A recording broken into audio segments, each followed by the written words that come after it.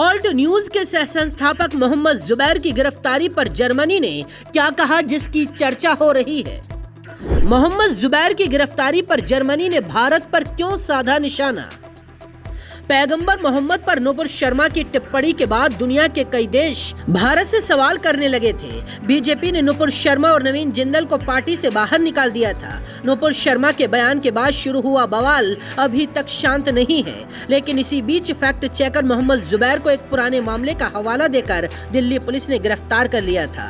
जुबैर की गिरफ्तारी पर विपक्ष के कई नेताओं ने सवाल उठाए थे। अब जर्मनी ने जुबैर की गिरफ्तारी पर सवाल उठाकर भारत पर तंज किया है।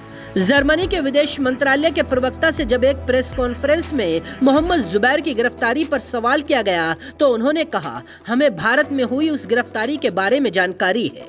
भारत में हमारे दूतावास ने इस पर नजर बनाई हुई है। भारत खुद को दुनिया का सबसे बड़ा लोकतंत्र बताता है, इसीलिए उससे उम्मीद की जाती है कि वो अभिव्यक्ति की आजादी और प्रेस की स्वतंत्रता जैसे लोकतांत्रिक मूल्यों को अपने यहाँ तरजीह दे। जर्मन विदेश मंत्रालय के प्रवक्ता ने कहा, हम अभिव्यक्ति की आजादी को लेकर प्रतिबद्ध हैं। दुनिया भर में प्रेस की आजादी का हम समर्थन करते हैं। ये भारत में भी लागू होता है। स्वतंत्र रिपोर्टिंग किसी भी समाज के लिए बेहद जरूरी है।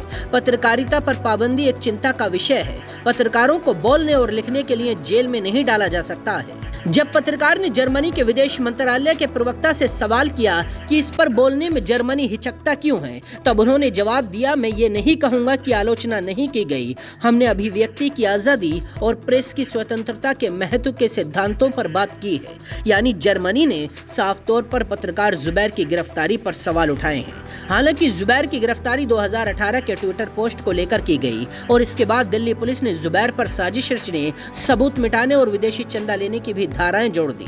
उन पर आरोप है कि उन्होंने धार्मिक भावनाओं को चोट पहुंचाई है। जुबैर के वकील ने उनकी जमानत के लिए याचिका लगाई थी, जिसे अदालत ने खारिज कर दिया और 14 दिन की न्यायिक हिरासत में जुबैर को भेज दिया गया था। बाकी खबरों के लिए देखते रहिए जनसत्ता.com।